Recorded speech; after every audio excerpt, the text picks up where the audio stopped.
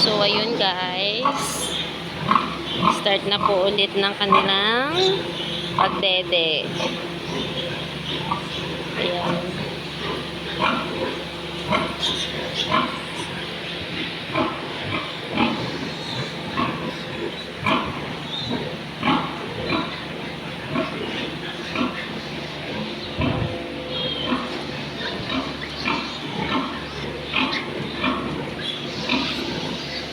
So blessed kasi po, hindi po sila nagtatae. Ayan. Talagang pagkaanak po nila ay sila po ay healthy. Ayan.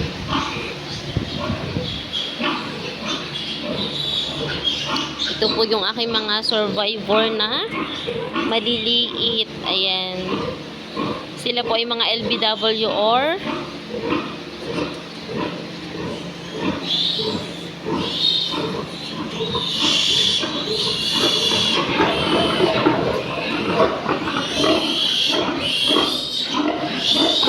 ayun, naipit ang ulo. Ating tatanggalin kasi naipit na kanya.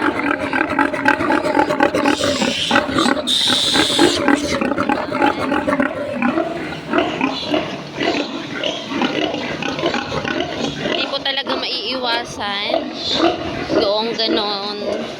Naiipit po sila sa mga bakal-bakal.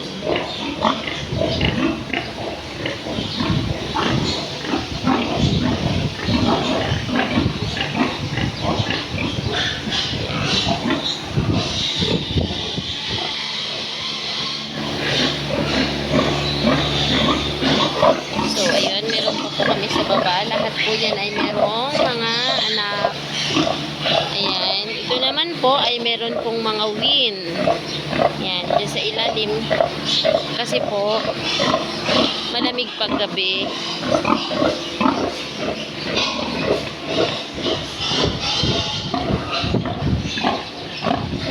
Napakagandang pagmasdan kasi po, napakalulusog at napakaganda po nila. And hoping na sana po ay hindi magkasakit para tuloy-tuloy po yung ganda ng kanilang katawan. Ayan.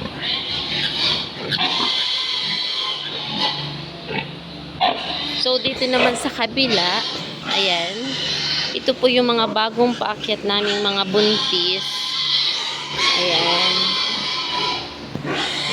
Ito po ay may due date na November 16. Ayan. Ang due date nila ay November 16. So, ayan. Nag-iingay dun yung aming mga guild.